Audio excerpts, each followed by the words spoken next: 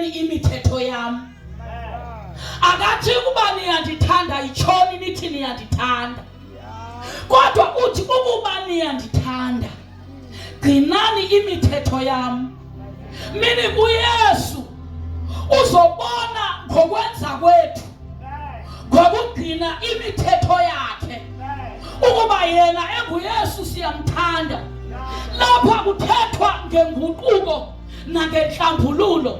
Xa ngabe uguquka usuka kwezi zinto ezingamkholisiyo uThixo uzama ukwenza ezi zinto zikholisa uThixo. Uthi ke ngokuba niyandithanda ngoba yonke lento uyenza ngokuba uthanda.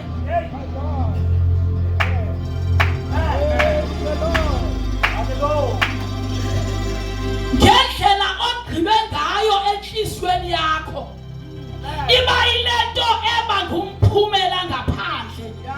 Ngoba lo muntu wasezweni xa egqibile ukuba ndizoke ndimvuruvaye ke uphopho. Zoke ndimvuruvaye. Hayi zoke nje. Ndimjikelezisa. Isenhlizweni lanto. Xa ndikuvuruvaya ndifuna uba ndinendlela endifuna uresponde ngayo. Lento ilapha enhlizweni yami xa ngabe ndiyenzisisise ngoba ndigqibile ilapha kum.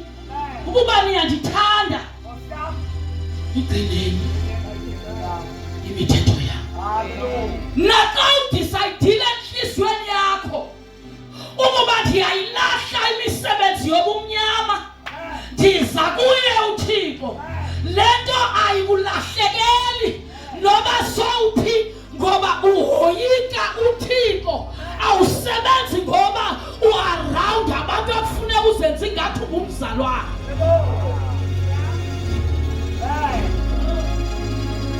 Lena into ayinanto osindiswa izolo, ayinanto osindiswa kuneveki, kodwa inomntu osindisiweyo ukuba ingaba kukho ntoni na enhliziyweni yakho. Uyamthanda na uYesu?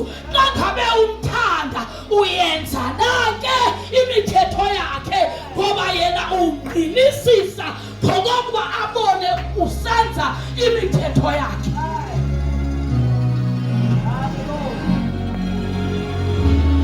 Hayibo bazalwane.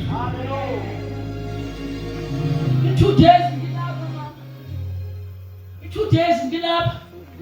Ndikaxawa intona tata ukusibumba ndibe ngathi ndingumzalwane. Intona ngandixaka mtho ukusibumba ndizenzise ndibe ngathi ndingumzalwane. Kodwa ndiyayazi uba indlela endiphila ngayo ayikholisi uThixo. Lapha livesa lithi ukuba niyandithanda sibonakaliseni kwiinkokheli zenu. Ukuba niyandithanda siboniseni ebazalwaneni benu. Lithi nje uba niyandithanda gcinani imithetho yami. Ngengekho ingxaki yabantu abamelana nezwi likaThixo. Ngengekho abantu abathe izwi likaThixo lisithi makukhutshwe kweshumi. Asuke umuntu akhuphe kule nyanga aphinde aphumle. Ngoba ungathi uthi Nkosi ngathi ufike uyaqonqoza qo. Bawo vala izingelelo. Uzophinda uve ngamba mawuvule. Ezinazo ayisandonele.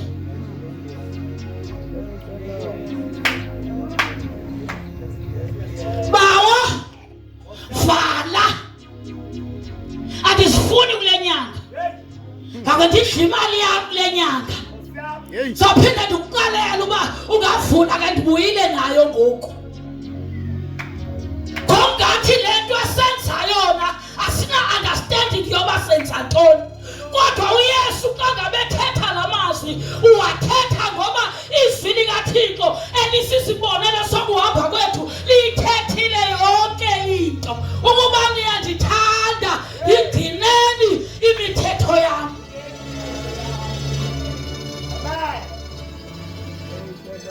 Sake ngibekho igusha tata kwezagusha zakho. Ayikho igusha ekuthiwe ikho nje ihleli nje ngoku awuzunika uThixo 10% yagusha yakho igusha nje nemali zange kuthiwe emalini kukho imali ehleli nje engeyoyanto kodwa uhamba kwizinto nazo usabela uThixo ngokwakutsho kwezwili kaThixo uThixo akenza isikweleti akanandaba nokuyongena kwakho kwafoshini ize ke ngoku umholo wakho uphele uThixo ulinde u10% ngoba uzifake ngokwakho kwezalo ukubani yandithanda igcineni imithetho yakho.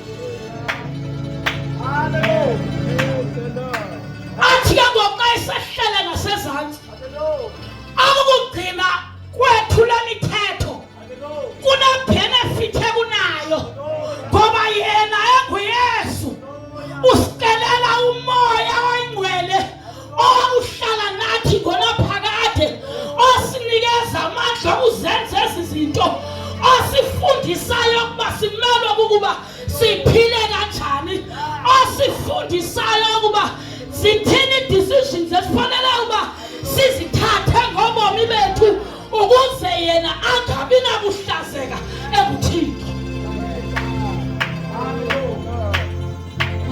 Ukaka ke ngokuba ukugcwaliswa komuntu ngamandla kaMoya Oyingcwele kuxhomekeke kwezi zinto bezithethwa apha ukuthi shiya uguquke uze kuye yena usuka kwamphathisa ngamandla kaMoya Oyingcwele kusuka kube khona utshintsho ebomini bakho nawe uxakane nawe uxakeke ukuba kwenzeke ntoni sizathu kukho lo ohleli kuwe okwenzisa izinto obungazazi. Lithi ke izwi likaThixo asizenzi ke izinto esisuka besizithanda sibotshiwe. Hallelujah. Hallelujah. Ngesifunde lencwadi kaJames sizothandaza.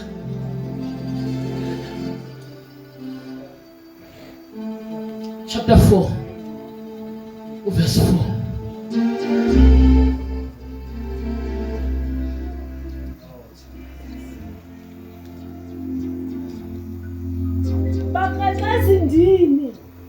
Baqeqezikazi ndini anazi na uba ubuhlobo balo ihlabathi bubutshaba kuye uThixo othe ngoko wanga angaba sisihlobo salo ihlabathi uzenza utshaba lukaThixo. Funa nje lo ndawo bayabalwa abantu phange ngesigaba zokwenza kwabo.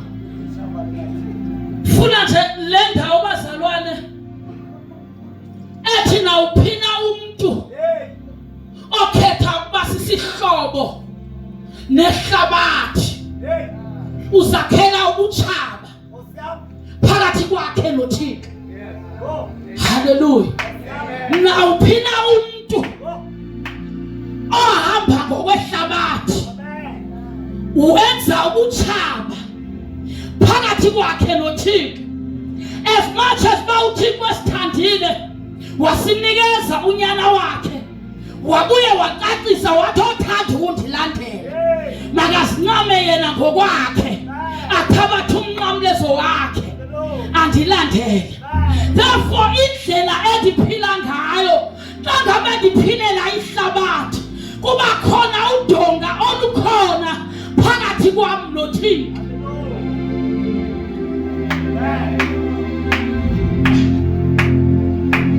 uThixo akasithandi nje bazalwane isono. Kwenye indawo phaya uMoses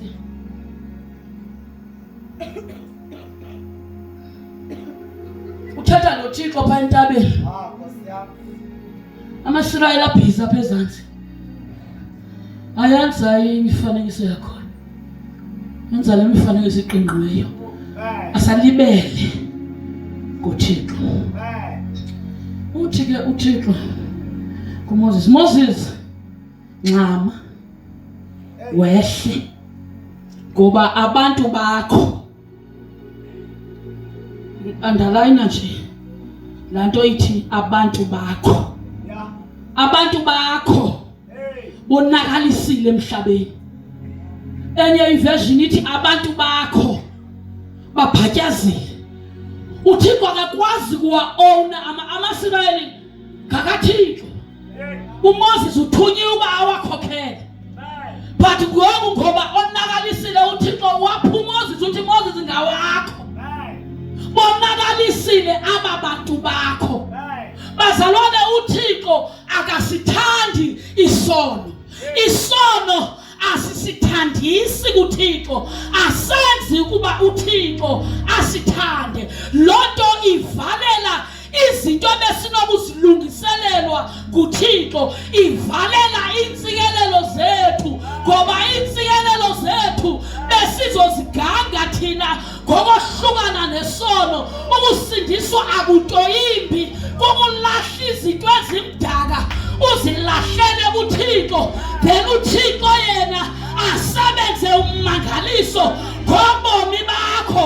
Unikezele kuye, uthembe yena, uzincamile ngoba sikhona into ekufuneka uzincame.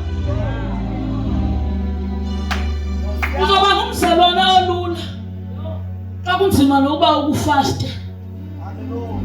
Awuzuba ngumzalwane xa ungathandazi, ngoba ubuzalwane umoldwa pha, wakhiwa phaya emthandazweni, and awuzukwazi ukuthandaza xa ngabe ungahlambululi. Le nto ibithethwa apha, xa ngabe uhlambulula udiniza udonga phakathi kwakho nothixo, ukuze uthixo akwazi ukumamela. Siyathandaza ebusuku bazalwane. Yeah. Asingobethu kaloku, asingobethu, singabameli basezulwini, silapha. Ukuba ngaba kubuhlungu ezimpilweni zethu, xa ngabe sibukela abantwana bethu besona bengathobeli thina, kubekelaphi na kuthixo? Xa ejonga abantu abahlawulela ngegazi lonyana wakhe, benxakha emhlabeni, besenza izinto ezingamkholisiyo, ekubeni kwayena esibuthe phantsi ngoba sasindiswa ngokubabalo. Bazalwane, akho kwanto sasiyenzile. uThixo ke ebengenzeli thina, ebesenzela yena ukuze sibe ngabameli bakhe.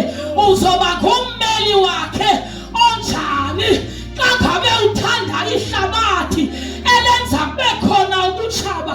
Yeyiphi le ndlela ozoyihamba? Yeyiphi le ndlela ozoyikhomba?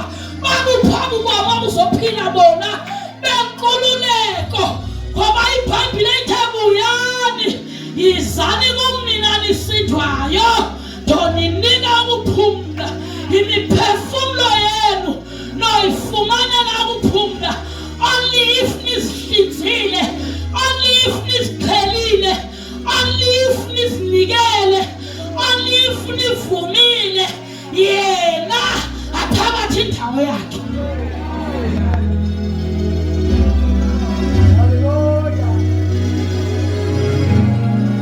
Noba ningaphi iminyaka usindisiwe, kodwa ikhona into elayitileyo uba andikho kule ndawo,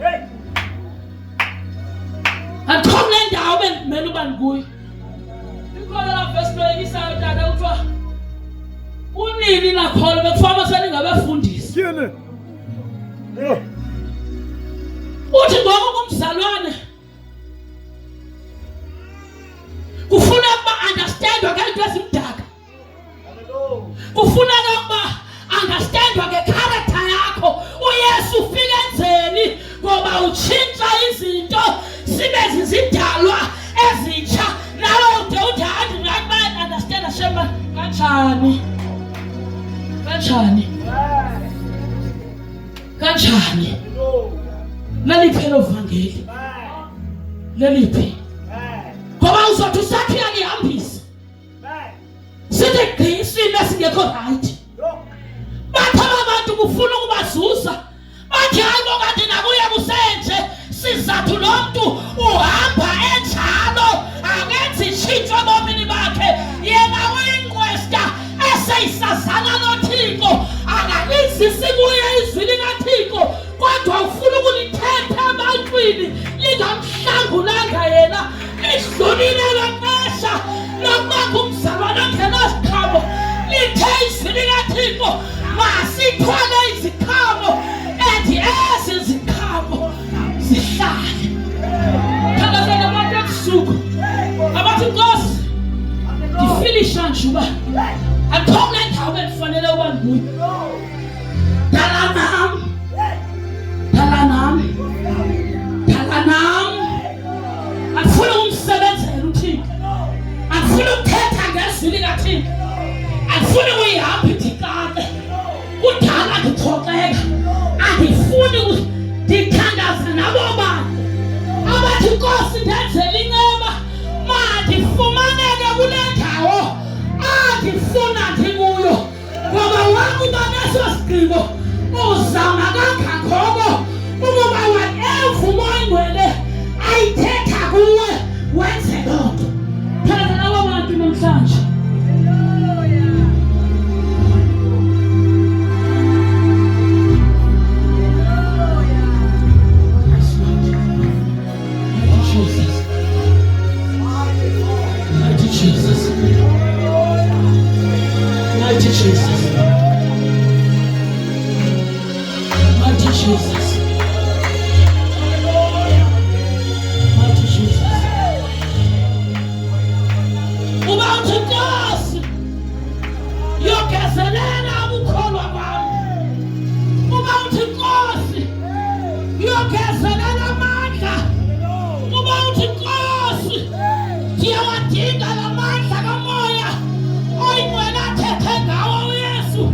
wathi ndiyakunixelela ase yena umthetheleli ahlale nani khona phakade. Thandazana abantu abathi ngongcwele hamba nami. Uba uthandaza lo mthandazo sondela ngaphambili uzoqinisa amandla kaThixo phezu kwakho, uzoqhubeka nokuwapha endleleni. Uba uthi ngongcwele ungakushinga ngenzela inceba, ndipha amandla okuyenza, ndipha amandla okuyihamba, ndipha amandla okuguquka, ndipha amandla okukufuna, ndipha amandla ndive ukukhokhelwa nguwe nezinto akuphathi bunzima ukuzenza. Ungcwele ndixhomekeke kuwe, moya wenyaniso yehlela phezu kobomi bami. Thandazana abantu ebusuku uba uthi moya ngcwele yehlela phezu kwami. Joyina lo mthandazo nathi egameni likaJesu, egameni likaJesu, egameni likaJesu, egameni likaJesu. Noma ungezanga ngaphambili phakamisa izandla zakho kuloo ndawo okuyo, siphosa ilahle lomlilo egameni likaJesu Kristu waseNazaretha. Siphosa ilahle, siphosa ilahle, siphosa ilahle, siphosa ilahle egameni likaYesu. Basondela befundisi bababekisatha bazalwane egameni likaJesu. Ukhona ulapha endlini, umnikazi wempilo yethu. Kholwa nje wena ebusuku ukuthi awuzuphinda ufana lento obungenile uyiyo. Akukhathaliseki noba umncinci, akukhathaliseki noba ungakanani. Amandla omlilo wezulu ayagcwalisa ebusuku egameni likaYesu. We pray Lord Jesus that Nkosi yami usebenze inhliziyo zabantu bakho ezabantwana bakho ngegama likaYesu, ngoba wena usazi zonke izidingo zabo. We pray Holy Spirit that baba nabavaleka amehlo basuke babone endlebeni